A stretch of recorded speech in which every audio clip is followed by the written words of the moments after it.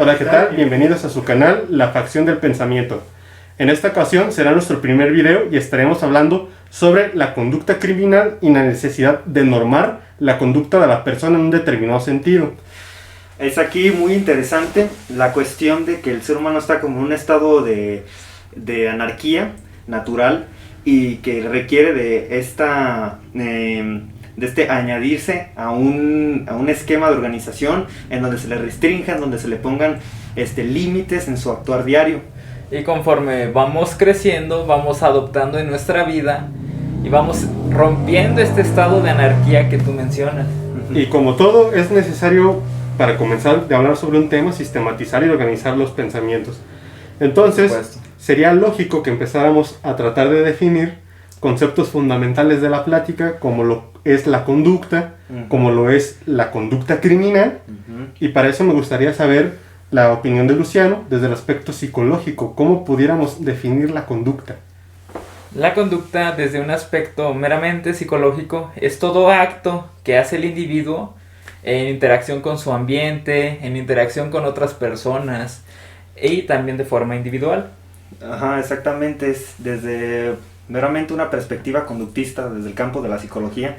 Es esto que nosotros podemos captar de lo que realiza la otra persona, lo que percibimos. No confundir conducta con lo que está pensando. No, solamente vas a partir de lo que tú estás observando y no vas a inferir qué pensamiento está teniendo, sino lo que está haciendo la persona. Y cabe mencionar que la conducta también precede una emoción y un pensamiento. Es a lo que se le llama tríada cognitiva.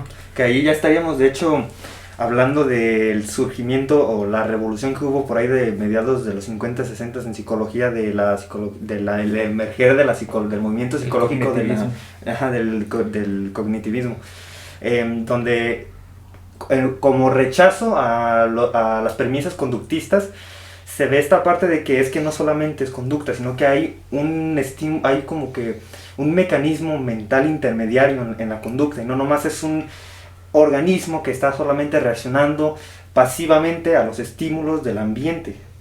Y es necesario también considerar que la conducta no debe entenderse plenamente o restrictivamente como mera acción.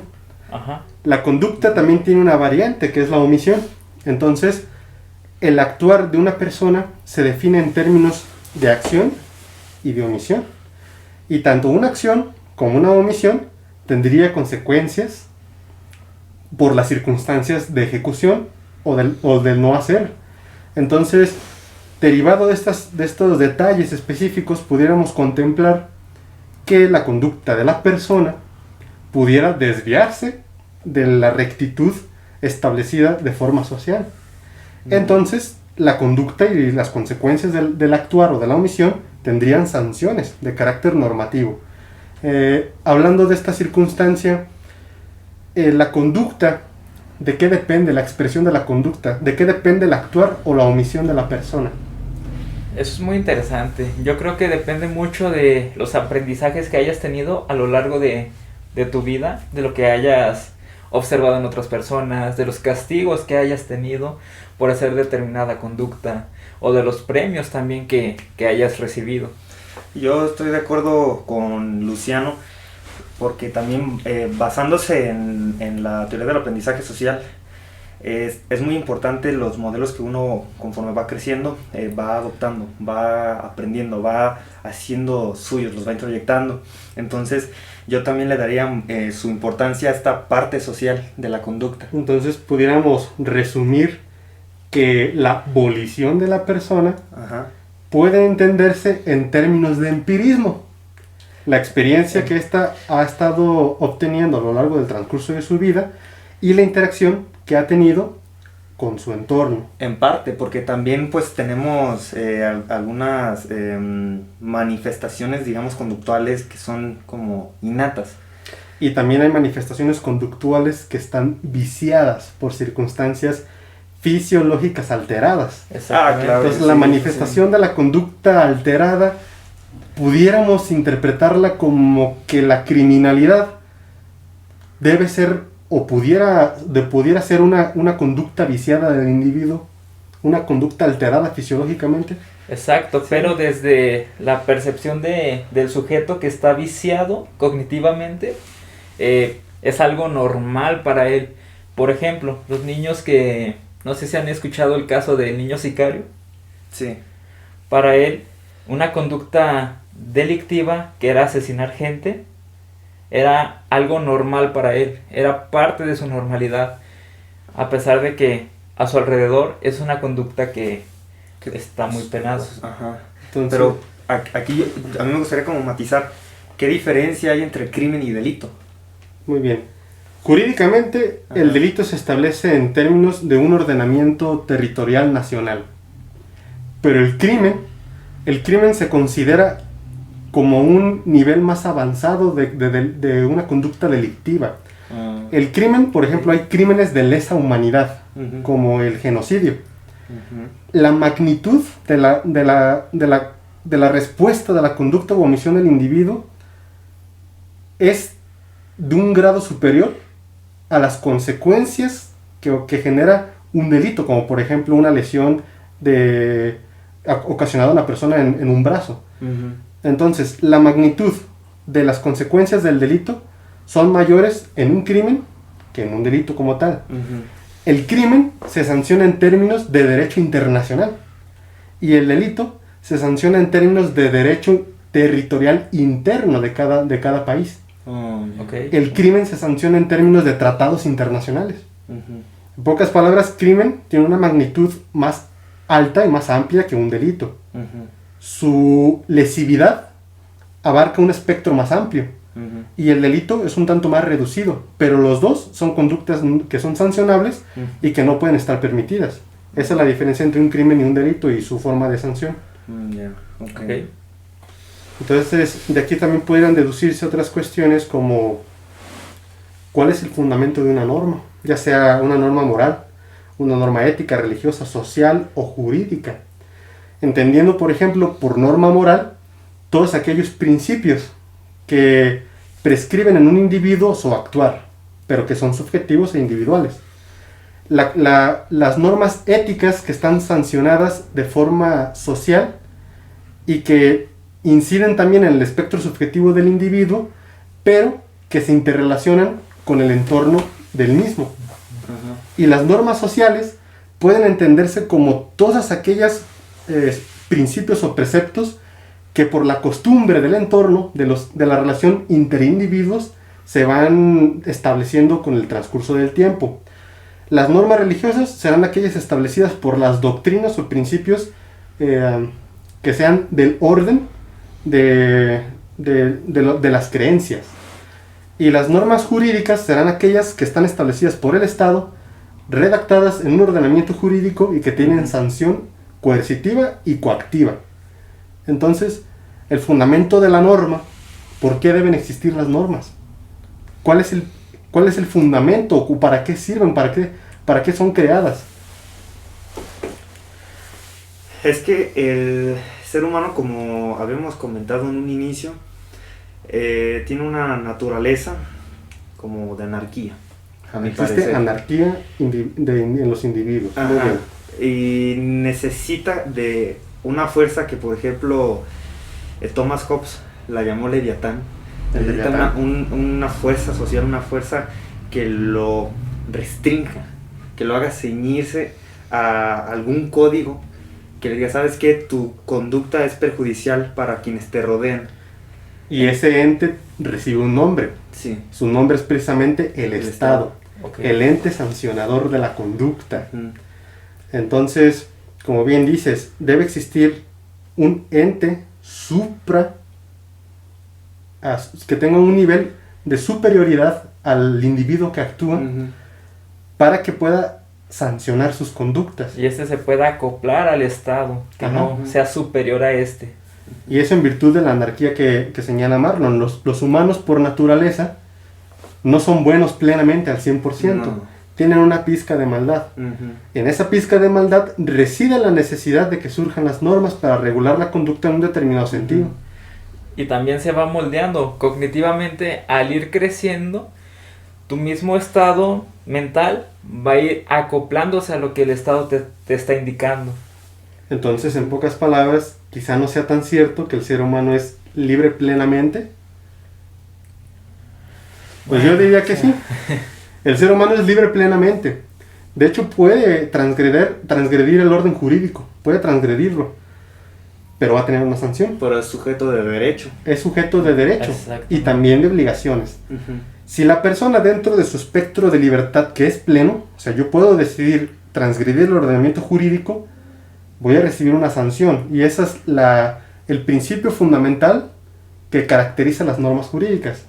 Si tú actúas transgrediendo la norma, recibirás un castigo, ya sea una pena capital donde todavía se permita, una pena privativa de libertad, una pena pecuniaria, o simplemente tener que servir a la comunidad con un trabajo específico. Uh-huh.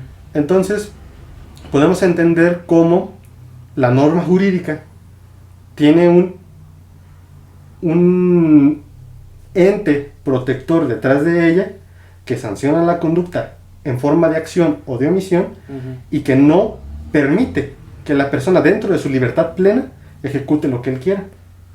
Y podemos también, se puede hablar de normas universales. Normas universales, bueno. O sea, que independientemente de la apreciación particular que tenga cada individuo, si esté de acuerdo o no con lo que se le impone socialmente de restricción, o sea, que como que pueda dar cabida a todos los seres humanos, pues. Pues mira, aquí ya tendremos que hablar de doctrinas filosóficas en el derecho. Uh-huh. Vamos a tener que hablar del justnaturalismo y del justpositivismo, entendiendo el justnaturalismo como todas aquellas como todos aquellos preceptos normativos que dimanan de una divinidad. Y el derecho positivo son todos aquellos preceptos normativos que dimanan del Estado, precisamente en su facultad legislativa. Uh-huh. Muy bien. Desde el punto del derecho natural, o justnaturalismo, se considera que existen leyes universales, normas que están por encima de lo que un individuo en su particularidad pueda determinar. Uh-huh. Pero la fundamentan manifestando que en esencia cada persona tiene la facultad de discernir lo bueno de lo malo, al menos que tenga un vicio fisiológico que altere sus capacidades cognitivas. Uh-huh. Ahí sería una persona inimputable. Pero pudiera aceptarse que ciertas conductas, como por ejemplo privar de la vida, sería una circunstancia que no puede permitirse y que se elevaría a categoría de principio universal, porque privar de la vida te priva al mismo tiempo de cualquier otro goce fundamental de derechos. Entonces, uh-huh, el considerar que deben existir leyes universales porque la dignidad humana así lo contempla y se derivan de ella, pues parece tener sentido. Entonces pareciera que sí existen leyes universales que se contemplan por la mayoría de los ordenamientos jurídicos, uh-huh, y aun cuando una minoría contemple lo contrario, no pudiera considerarse como no universal. Uh-huh. Aquí vendría entonces a fundamentar qué ocasiona psicológicamente o cuáles son las características del entorno que ocasionan que un individuo tenga tendencia hacia la criminalidad. Pues bueno, yo diría que en bastantes ocasiones se debe a la necesidad que puede llegar a tener la persona, ¿no? Las carencias materiales, las carencias incluso emocionales, espirituales que pueda tener el sujeto, lo que lo hace reflexionar o lo hace pensar de una forma distinta a lo que norma el Estado. ¿Es posible que desde el aspecto psicológico existan medios para tratar a la persona criminal? Mira, de lo que he conocido al respecto, de los estudios e investigaciones que se han realizado con respecto a la conducta criminal, primero que nada, sí han habido resultados en los que se demuestra que hay una alteración a nivel de un sustrato neuronal, es decir, que ya en su neurobiología funcionan diferente a lo que se espera. Y bueno, partiendo de ahí, hay una parte biológica que ya como que los determina a que puedan ser muy susceptibles a que si ellos caen en un ambiente en el que hay precariedad, hay escasez, o sea, hay escasez económica, hay escasez, dígase también espiritual, hay adversidad. Hay adversidad, con eso en síntesis, la persona inmediatamente va a caer inclusive con mayor rapidez, con mayor facilidad. Y además está esta parte, por ejemplo, en nuestro entorno México, donde tú vas a las zonas de pueblo, donde tienen idealizadas estas conductas delictivas.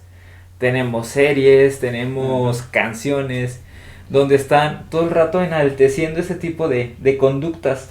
Entonces, pues ven que tienen ciertas recompensas como dinero, mujeres, camionetas, bienes materiales. Es cuando ahí entonces, desde pequeños, empiezan a formar esta idea de yo quiero ser como él, ¿no? Entonces, desde la perspectiva de la psicología social, Así ¿cómo entendemos la conducta criminal? Pues algo que tú observas mediante aprendizaje vicario y lo asocias, dices, empiezas a actuar con patrones conductuales similares a estas personas que pueden fungir como ídolos, como símbolos, ¿no? Yo quiero ser como esta persona y yo voy a actuar en consecuencia a lo que quiero, a lo que admiro. De hecho, jurídicamente eso tiene sanción. Se llama apología del delito. Es un delito que establece que la persona que dentro de su comportamiento, de su expresión social, determine o incida a la incitación a delinquir, debe ser sancionada en ese sentido. Entonces, también de los aspectos psicológicos sociales ayudan a que la legislación contemple conductas en forma de acción o omisión que deben ser sancionadas. Sí. Sí. Y por ejemplo, matizando un poco más también lo del aspecto biológico, tú vas a ir creciendo así imagínate, en un ambiente donde hay mucha adversidad y la persona por estar constantemente exponiéndose a estímulos de violencia va a también repercutir a nivel neuronal. Es decir, de que hay estudios también que demuestran que niños se me hace que en abuso sexual, niños que sufrieron abuso sexual tienen más chica la zona de representación genital en el cerebro. Así como al final de cuentas, niño o niña que crezca en un ambiente de desdicha, de desgracia, es muy posible de que por esta activación fisiológica del eje hipotálamo hipófiso suprarrenal, que el cortisol emerge y empieza a hacer toda su actividad, genere en el cerebro que zonas no se desarrollen como deberían.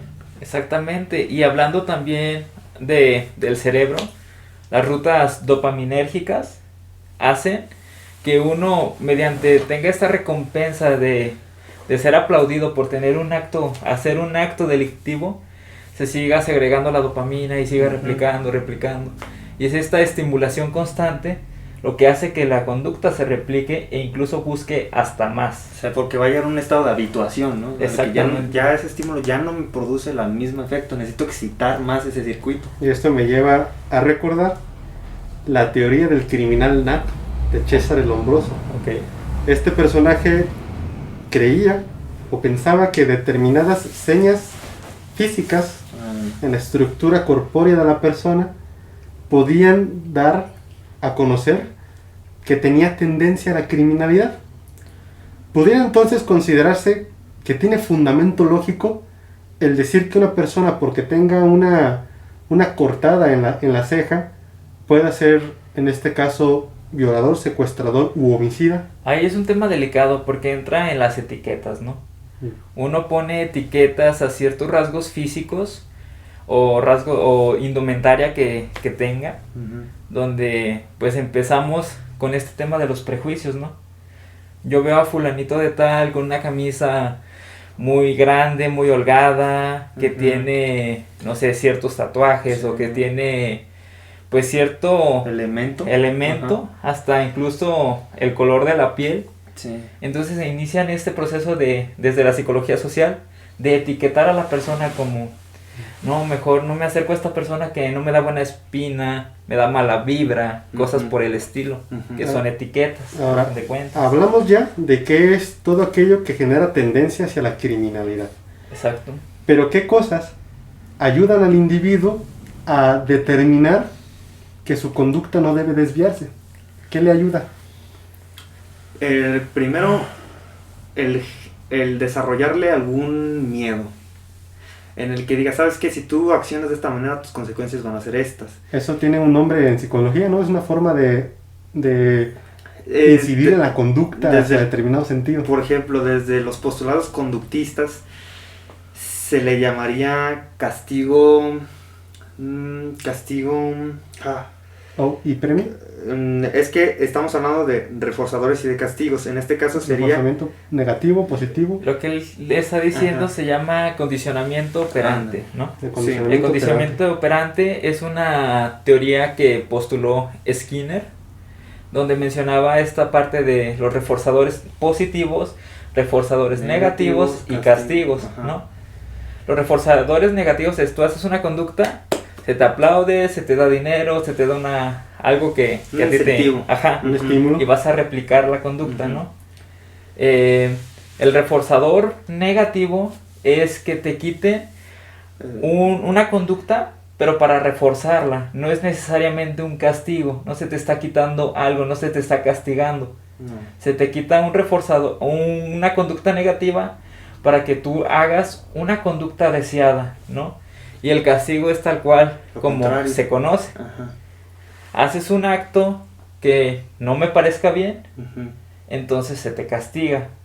Entonces tú ya entras a la reflexión y dices, ok, yo no quiero que me vuelva a pasar esto, no voy a volver a tener esta conducta, ¿no? Quiero reducir esta conducta, como en este caso, una conducta criminal, entonces le haces un castigo positivo o un castigo negativo. Desde desde el derecho, ¿cómo se vería este condicionamiento operante? No sé si existe algún tipo de término. O sea, lo puedo correlacionar. Sí, hablando en términos psicológicos, ustedes me hablan sobre el condicionamiento operante, ¿no? Que me explican sobre que existe un estímulo positivo, negativo o incluso una sanción. O un castigo. Pues en derecho el castigo se llama sanción punitiva. No es que exista un estímulo como tal, pero quizá existe como un detractor normativo. Si tú ocasionas una conducta que esté establecida como sancionada penalmente, que tenga determinado en el Código Penal. Una falta administrativa. No, falta administrativa ya sería un tanto distinto, pero bueno, también ahorita pongo el ejemplo con la falta administrativa. Siempre la conducta de la persona tiene que estar subsumida plenamente en lo que establece el ordenamiento jurídico. Si la conducta no es igual a lo que establece la norma, entonces no debe haber sanción. Si la sanción pretende disuadir mediante decir que te voy a sancionar de tal forma si la ejecutas, eso pareciera ser como una especie de condicionar la conducta mediante una... te estoy avisando, mediante una medida preventiva. De hecho, también es una característica del derecho punitivo, derecho penal y derecho penitenciario. Generar prevención delictiva, generar el inicio de una conducta criminal y disuadirla, ¿no? Entonces, si hablamos tratar de correlacionar la psicología del condicionamiento operante y el derecho, podríamos quizá considerar que tienen un fundamento primigenio que determina hacer que la norma sancione la conducta en forma de acción u omisión y trate de disuadirla. Igual que en la psicología, quieres un beneficio que es estar libre y no estar encarcelado, o quieres evitar hacer un servicio a la comunidad o tener que pagarme una multa, pues entonces no actives el supuesto normativo. Pareciera más o menos así. Es muy interesante cómo se puede correlacionar distintos campos del conocimiento y cómo esto aplica en nuestra vida a pesar de no tener plena conciencia de lo que significa. Pues regresamos a lo que estábamos hablando del Estado, ¿no? Que es algo supremo, algo superior, algo que ahí está. Y lo curioso es que el Estado es una ficción jurídica. Es una abstracción. Entonces. No es como tal un ente corpóreo. No. Ni tampoco su existencia es física. Ni tampoco goza de miembros que le permitan realizar o ejecutar acciones como tal, ¿no? Sino que el Estado se considera una fictio iuris, un ente que está representado por personas de carne y hueso. Y esta fictio iuris en psicología también se le llama como mente colectiva, ¿no? Aquí hay otro tema muy interesante. Y está muy interesante cómo se asocia con el Estado, ¿no? Aquí hay algo muy interesante porque cómo el humano tiene la necesidad de agruparse, por supuesto, de conglomerarse para crear instituciones que dimanen del Estado, pero que ellos los representen con su capacidad corpórea y física que tienen, E intelectual. para tratar de paliar esa imperfección humana que los remite a ejecutar a lo mejor conductas delictivas para el caso de que no tengan una sanción previa o de aviso previo a la ejecución. Entonces, Y es interesante también la evolución que ha tenido a lo largo de los años estos tipos de sistemas humanos. entonces ¿cómo se explica otra vez, quizás desde la psicología social, la necesidad del hombre, o del hombre entendido como un ser humano, de tener que conglomerarse y generar agrupaciones que le permitan una subsistencia posterior con mayor facilidad? Sobre supervivencia. Eso en primer lugar, para mí. También lo que es bueno, en psicología hay un término que se llama psicología de las masas, ¿no? Esta psicología de las masas menciona cómo un grupo de individuos puede ir conforme a un mismo fin, estar pues optando por conductas muy iguales, muy parecidas. Déjame generar un poco de controversia aquí. Ok. Ustedes lo llaman psicología social y psicología de las masas, pero en sí no es la masa ni la sociedad la que tiene una entidad mental. ¿Creen que debería más bien postularse una modificación del término y referir más bien a que existe una interrelación entre mentes individuales que están en interacción? Esa es la postura que asumió Alport por ahí de 1920-1930. Él, rechazando el sistema de psicología social que postuló William McDougall, un psicólogo social, que él le quiso explicar todos los conceptos, todos los fenómenos desde la psicología social, explicándolos de que todos son instintivos. Bueno, Alport lo que te dice es de que hay una falacia, que es la falacia grupalista, la falacia mentalista, una por ahí, que te dice no, tiene que haber un individualismo metodológico, porque es en la conciencia de los individuos donde sucede toda la magia, ¿no? En la interacción de unos con los otros. Pero por ejemplo, William E. Thomas, él te va a decir, es que no está bien, desde su perspectiva, no está bien querer separar al individuo aisladamente, y tampoco está bien querer tomar a la sociedad aisladamente, sino que se tiene que tomar lo uno o lo otro.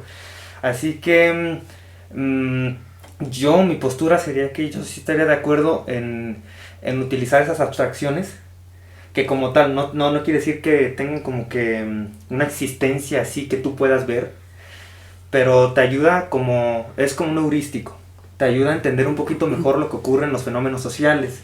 A mí me parece que sí, es en los individuos, en las unidades de lo social, donde se procesa toda la información, y donde uno va a interaccionar con otros y vas a compartir determinados simbolismos, determinados mensajes, determinadas circunstancias. Pero a mí me parece que no debería de haber como una revolución en la terminología, pues. Exacto, y como tú lo mencionas, estos términos son para poder describir los fenómenos que acontecen. Está desde la psicología de los grupos, psicología individual, psicología social, psicología de las masas. Son abstracciones para nosotros poder definir o explicar ciertos fenómenos que están aconteciendo. Pero ya tener todo un macrosistema totalmente estructurado con todas esas interacciones, pues sí es algo difícil de explicar, de predecir. Entonces, de definir. el término psicología social se utiliza en términos tácitos, Sí. de sobreentendimiento lógico del individuo, pero a lo mejor quizá no sea el término preciso o adecuado para definir un concepto, pero sin embargo se entiende. Aquí el punto es que no es algo estático, es algo dinámico, y tampoco pues es algo que ya esté totalmente establecido. No. Faltan ciertas leyes psicológicas como para poder ser más determinantes con respecto a ciertas posturas, porque Alport decía una cosa, este sujeto decía otra, ¿no? De hecho, tocaste un tema súper importante. Las normas no son estáticas. Ok. Hay dinamismo en el derecho, entendiendo el derecho no solamente como un conjunto de normas jurídicas, como la definición típica del libro, ¿no? Ajá. Sino que dentro del derecho existen, o más bien dentro de las formas de regulación de la conducta existen otras fuentes. La costumbre, principios generales, jurisprudencia, la misma legislación y hasta la doctrina. Y todas estas fuentes del derecho en interrelación guían la conducta de la persona que se encuentra dentro de un territorio, porque las normas y las fuentes de derecho son territoriales. No es lo mismo el establecimiento de sanciones o de conductas sancionables en un territorio determinado de un país a otro. Y esto llevaría a tratar de pensar en otra conclusión. ¿Qué es lo que hace que de territorio en territorio puedan variar determinadas normas? Eso es lo que tú nos decías del les natura y Jus naturalismo y jus positivismo, ¿no? De que uno ya es algo, también de lo que explicabas de lo que es crimen, de lo que es delito, como unas se van a algo internacional y otro se hace algo más territorial, algo más nacional, ¿no? Utilizando en términos psicológicos, ¿cómo es que las mentes colectivas determinan que en este territorio sí debe sancionarse determinada conducta? Eso es que la mente colectiva de cada estado va a cambiar, va a mutar. O sea, a pesar de que compartimos un territorio determinado que se llama México, aún así en cada estado, inevitablemente por sus circunstancias particulares, por las creencias que tienen, va a haber un dinamismo. O sea, yo sí, bueno, adelante. Comparto un poco de lo que tú comentas. Sin embargo, este fenómeno tan actual, por así decirlo, que es la globalización, pues sí es algo que hace que los sujetos pues actuemos desde como occidentados o orientales. Tenemos como esta influencia, esta mezcla, para que nosotros podamos actuar de esta manera a pesar de nuestras esencias culturales. Sí. Pero también tenemos este matiz que entra a este fenómeno de la globalización. Sí, el fenómeno de la expansión en interacción interpersonal. Y aparte de internet. Genera las necesidades de adecuar los ordenamientos jurídicos. Sí. En este caso, tratados internacionales. Entonces, el hecho de que la industria haya producido mejores medios de comunicación, mejores vías de transporte y mejores maneras de contactarse entre personas de localidades divergentes y distantes, se ocasiona la necesidad de que exista un ordenamiento jurídico de carácter internacional que regule estas interrelaciones. Entonces, es importante, primero, contemplar que la regulación de la conducta es dinámica, no es estática, y que se produce por diversas circunstancias, es multifactorial, entre ellas la globalización y derivado de ello pues la interacción entre estos individuos que en principio hubiera sido más complejo que pudieran contactarse. Entonces ese choque de culturas también psicológicamente tiene un impacto. Sí, claro. ¿Qué tipo de impactos pudiera ejecutarse o qué tipo de impactos pudieran derivarse? Bastantes. Por ejemplo, las grandes pandemias de la psicología actual, la ansiedad, la depresión, este exceso de estímulos que existen y que nosotros podemos conocer, este exceso de información y la rapidez al alcance de esta información, pues tiene un impacto donde produce efectos de ansiedad, ¿no? Incluso se pueden desarrollar trastornos de la personalidad. Y es algo que definitivamente desde mi perspectiva sí tiene un impacto importante. Y volvemos a este tema, trastornos de la personalidad, que pueden incidir en el aumento de la conducta criminal de la persona. Por supuesto. Pero que en términos jurídicos quizá tendríamos que analizar a más a profundidad porque choca con el concepto de la inimputabilidad de la persona. El poder atribuirle una sanción jurídica de este tipo penal a una persona que se considera por circunstancias de diversa índole que a su edad no tiene un desarrollo cognitivo pleno como para considerar que sus acciones están desviadas de la rectitud. Tú mismo lo decías, con este dinamismo que existe en el derecho, ¿no? Y ahí viene otro problema, otro problema filosófico, otro problema fisiológico, bioquímico y de diferentes, y psicológico también, en el aspecto de que jurídicamente se considera que son inimputables las personas que tienen menores de 16 años. Okay. Una persona de 15 años ya es apta psicológicamente para comprender que privar de la vida no es algo que esté recto en la conducta del humano. Se desvía de las necesidades de permanencia de la dignidad humana y las daña y las corta tajantemente al privar de los demás derechos fundamentales. Entonces, pudiera surgir que existan pensamientos que traigan a la mesa la necesidad de reformar la legislación y considerar mediante estudios interdisciplinarios que quizá una persona que sigue siendo menor de 16, pero dependiendo también de su desarrollo cognitivo, ya empieza a considerar las circunstancias de sus actos o omisiones como que pueden producir afectación a los demás individuos, transgresión. Entonces, es una postura interesante. De hecho, sí se tendría que hacer, si las hay, desconozco, sobre psicología del desarrollo, ¿no? Como nosotros, conforme en la etapa del desarrollo en donde estemos, ya tenemos esta conciencia, esta noción de lo que está mal. Por ejemplo, el caso que tú dices, de privar de la vida a otra persona, o a un ser vivo, a algún animal.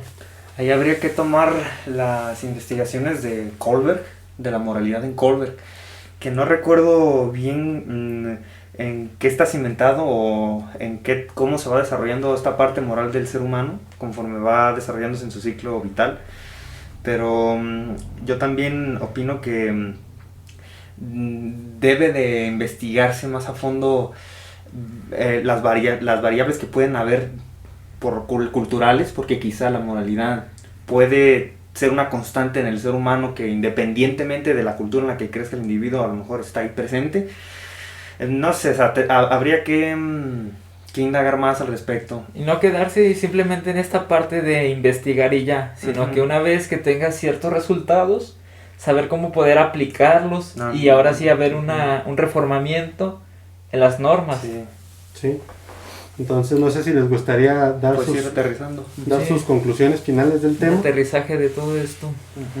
Voy a empezar yo, pues como conclusiones finales del tema, pues considerar que la conducta es mutable en razón de las circunstancias del entorno en el que se desenvuelve la persona. Del mismo modo, las normas que regulan la conducta no son estáticas, sino se pueden reformar dependiendo de las consideraciones y la previa investigación que se realice de ello. Y por tanto, es importante también considerar que la conducta criminal tiene orígenes por diferentes aristas y que también pudiera prevenirse mediante estudios de carácter sociológico, psicológico y también fisiológico, porque todas estas son vertientes que pueden generar tendencias hacia la criminalización del individuo. Por supuesto. De hecho, estoy de acuerdo con lo que tú mencionas. Y la conclusión o reflexión final que yo tengo es que dejemos de idolatrar este tipo de conductas, dejar la apología al delito, ¿no? El tener un poquito más de conciencia sobre la realidad en la que nosotros estamos y tratar de hacer el cambio, ¿no? Conocerse uno mismo y también como que tener una postura crítica ante las aspiraciones que a lo mejor muchos niños o adolescentes pueden tener respecto a estos estímulos que ven sobre la, digamos, narcocultura o la apología al delito, ¿no? Bueno, pues esto ha sido todo de nuestra parte en el video de hoy. Esperemos que podamos abrir o hayamos podido abrir el apetito de reflexión en cada uno de ustedes y que del mismo modo pues hayan disfrutado de este video y de los próximos que puedan venir. Por supuesto, y no se olviden de indagar más en el tema, porque al final de cuentas esa es una charla. Sí. Sin embargo, el aprender un poco más de esto también es algo interesante. Muy bien. No, hasta la próxima. Hasta la próxima.